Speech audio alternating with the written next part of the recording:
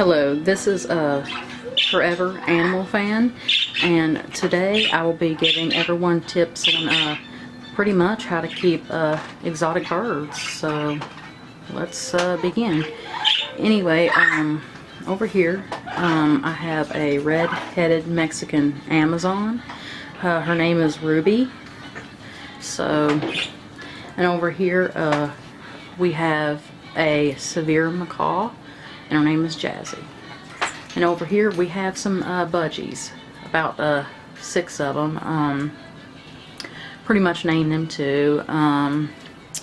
Ruth, Naomi, Mary, Elizabeth, Joseph, and Asenath. So, anyway, to begin, pretty much my first tip for anyone thinking about getting exotic birds would be to pretty much be prepared to be bit. You know, a lot of people get birds because they're pretty, but they don't expect to be bit by one, and to be honest with you, it really hurts. So, you know, don't go in thinking that you're never going to be bit. Anyone who says that you won't be bit, they're full of it, bull hockey. Because they will bite you. I'm not saying they're mean or anything, but they will bite you. So just be prepared for that. And my next tip is when you go into, you know, you want to go into buying any kind of exotic bird, be prepared to spend a lot of money. Even for the budgies over here. Because a lot of people buy budgies because they're cheap. You can buy them at many pet shops for 20 to 25 bucks. But in reality, you know, like any animal, it's not really cheap in the long run. You got to buy the food, the litter, and, you know, any vet bills, you know, things like that, treats and toys and stuff. So, especially with these bigger birds too. Yeah, just definitely be prepared to spend a lot of money. You know, like for instance, Ruby here, you know, which is a red-headed Mexican Amazon. You know, I got her cheaper because I found her on Craigslist, to be honest, but realistically these birds are in the upper hundreds, you know, almost even, you know, around 1,000. So, and this is again Jazzy, the Severe Macaw, and this is another expensive bird, so be prepared to spend, you know, a lot of money, you know, 800 to 1,000 range. So again, they're expensive. So, you know, take that in consideration, that you're not just buying the bird, you're buying the cages, which are $200 to $400 or more dollars. And you got to buy the litter, you know, the bird feed. And to be honest with you, that each time I change their litter, they each go through pretty much a bag, up to a bag a piece.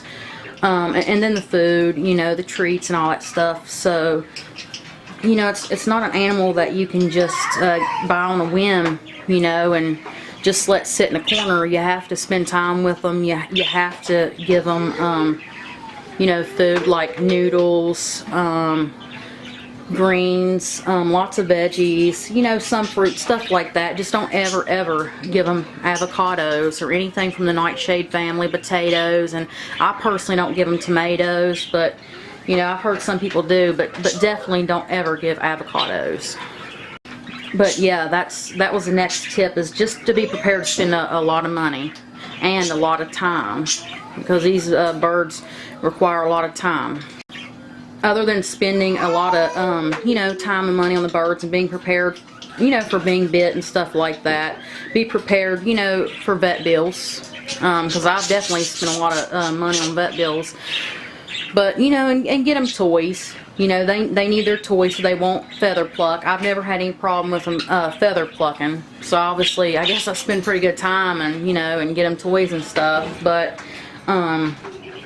that's, you know, pretty much it. Just, you know, make sure that you know, are prepared for all that stuff, and they're definitely worth it. And again, they will bite and it does hurt, but they're good animals, and, you know, they bring joy to my life, and I'm sure they will you too. And just a little tip on how you can tell if they're about ready to bite.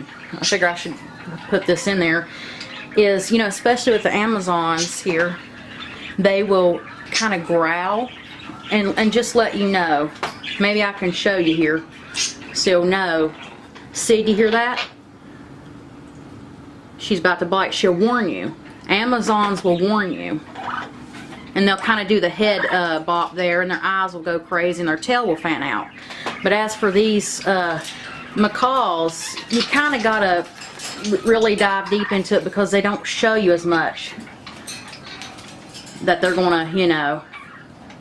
She just kind of goes for it, you know. She'll make her little baby sounds. Then again, she's kind of younger. But yeah, they don't warn you as much. But if you handle them a lot, you kind of get a feel for it when they're going to bite or whatever. But, you know, so pretty much I wouldn't recommend these birds for a beginner. But if you wanted to go with either one, go with this, you know, an Amazon, because they'll at least warn you. Macaws, they're kind of the toddlers of the exotic birds, so they're not going to really give you much of a warning. But, you know, they're sweethearts, ain't you? See, she already wants me right now. She wants to get me. But she's my sweetheart. She's probably about a year old, and Ruby here is about 7, you know, 8 range. But as for the budgies, you know, that they will bite you too, but not really like the exotic ones. I've only bit by like 2 of mine. Been bit by, I mean. But they're pretty good birds. But, you know, another tip is don't buy them thinking that you're just going to be able to hold them like the bigger birds, because I mean, yeah, they can be hand tamed and stuff, but really that's not who they are. You know, they don't really prefer to be held. And to be honest with you, I'm never going to hand tame mine. I don't know, I don't feel it's appropriate for the budgies. But, you know, to each their own. Some people will hand tame theirs, and that's okay too. But I just want to let them be, you know, let them be who they are, you know. So just like my big birds here, there's times they don't want to be held, and I'm like, okay, you know, I'm just going to leave y'all alone. But there's times they do want to be held. You can see here that Jazzy is actually fanning her hair and, you know, cleaning her face. That's her way of showing me, hey, I'm right here, I want to be held, you know. But Ruby, you can hear her kind of growl. She's like, nah. You know, because she only wants to be held at night. So, you know, you'll basically get a feel for, you know, the exotic birds and their ways of telling you things, you know. So, and be sure to change their water about every day, because they're messy birds. They're going to, you know, unfortunately poop in their water, flick seeds in it, stuff like that. But for the food, you don't necessarily have to change it every day, maybe every other day or so. But, and the litter, you're probably going to change that every 3 days or so, because it's going to get messy. But that's pretty much it for now. Alright. Have a good day.